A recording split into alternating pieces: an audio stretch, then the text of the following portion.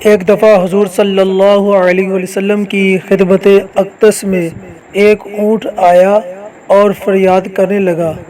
غلاموں نے عرض کی، یا رسول اللہ صلی اللہ علیہ وسلم، یہ اونٹ کیا کہتا ہے؟ فرمایا، یہ اپنے مالک کی شکایت کرتا ہے۔ اتنے میں اس کا مالک بھی آ گیا تو کائنات کے والی نے فرمایا، یہ تیری شکایت کرتا ہے کہ میرا مالک ساری زندگی مجھ پر بوجھ لاد کر مجھ سے کام لیتا رہا، اب میں بوڑھا ہو گیا ہوں تو یہ مجھے ذبح کرنا چاہتا ہے۔ امام الانبیاء صلی اللہ علیہ وسلم نے فرمایا، کیا یہ ٹھیک کہتا ہے؟ اونٹ کا مالک کہنے لگا، صحیح ہے، میرے دل میں یہی ارادہ تھا، مگر اب میں یہ ارادہ ترک کرتا ہوں اور ذبح نہیں کروں گا۔ حضور صلی اللہ علیہ وسلم نے فرمایا، تو جھوٹا ہے، مجھے تجھ پر کوئی اعتماد نہیں۔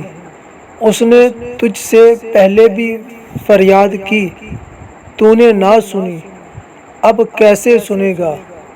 بالآخر حضور صلی اللہ علیہ وسلم نے 100 درہم میں اس سے اونٹ خرید لیا اور اونٹ سے فرمایا، جا، خدا کے لیے تجھے آزاد کیا۔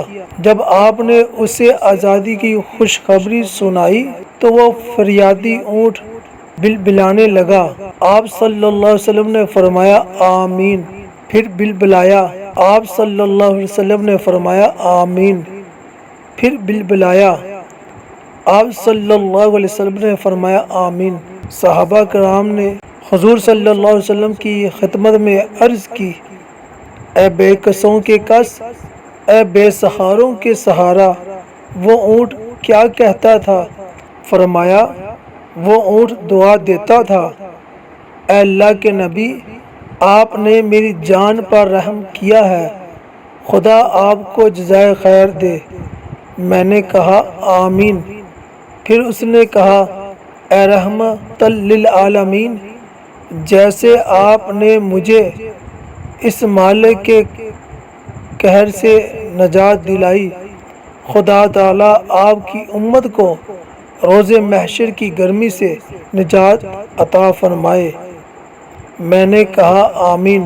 پھر اس نے کہا، اے شفیع المذنبین، جیسے آپ نے میرے خون کی حفاظت کی ہے، خدا تعالیٰ آپ کی امت کے خون کو محفوظ رکھے۔ میں نے کہا، آمین۔